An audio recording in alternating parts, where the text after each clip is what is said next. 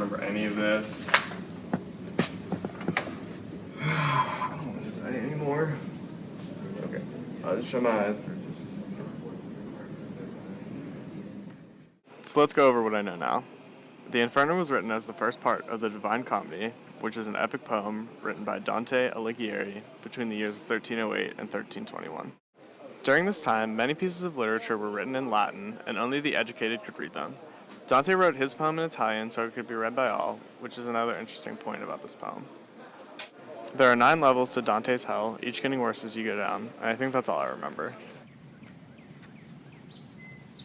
Hey kid, wake up, come on.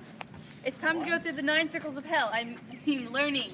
We're gonna go study for Dante, come on. Oh, come on. Yeah, no, it's time to study. I'm Virgil, I'll be your guide, and we're gonna go into the school and...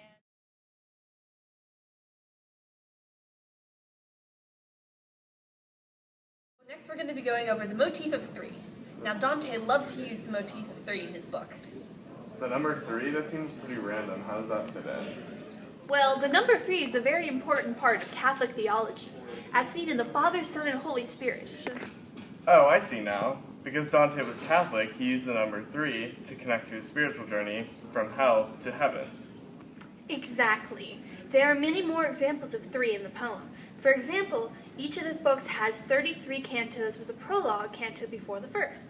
Dante sees 3 monsters in the first canto, 3 angels send Virgil to help Dante, and Satan has 3 heads. Golly gee, that's a lot of 3s. I know, right? Come on, let's go to the next circle.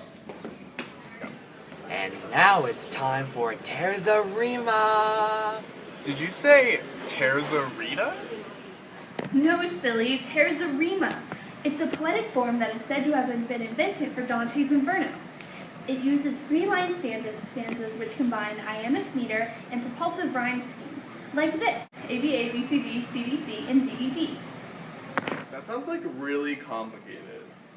Not really. Listen to this example. New life begins as spring to lighten spring. Green shoots appear in April showers. Birds migrate back home and rest their tired wings. Summer brings green fields full of bright flowers. See, spring rhymes with wings, and showers rhyme with flowers.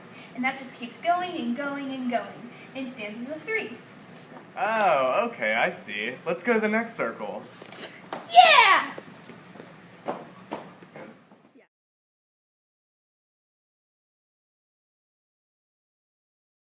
Now on to the next circle, contrapasso. What a fun one.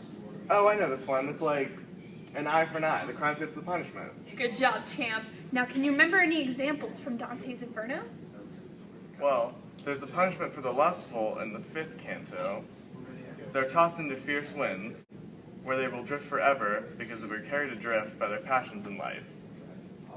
Good! And don't forget Bertrand de Born, who had to carry around his own separate head after breaking the bonds of father and son when he killed his own father. Nice. And who couldn't forget the punishment of having to dance for an eternity when you're caught grinding at the HHS dance?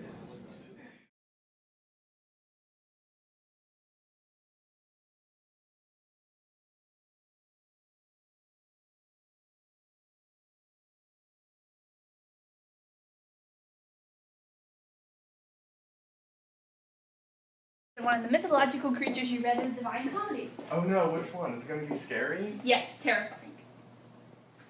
Oh no! Here it is! That's literally a 3-headed puppy. No, it's Cerberus, the guarder of the underworld gates. He keeps intruders out and prisoners in. Fear him! Whatever, bro.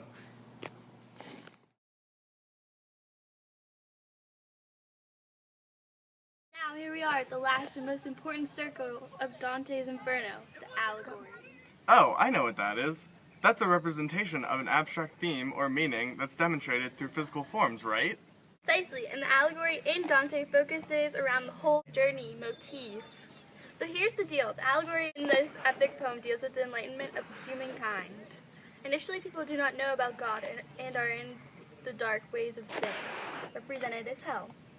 As humans discover God in their lives, they are able to make up for their sins. Dante's progression through hell to purgatory, for example. Oh, I think I see where you're going with this. So as people on Earth discover God in their own lives, they become enlightened spiritually and emotionally. In this poem, this would be represented as Dante's movement from Purgatorio into Paradiso, or heaven. See, you know more than you think about this stuff. I do.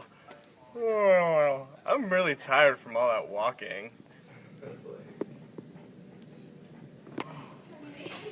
I'm so gonna ace this test.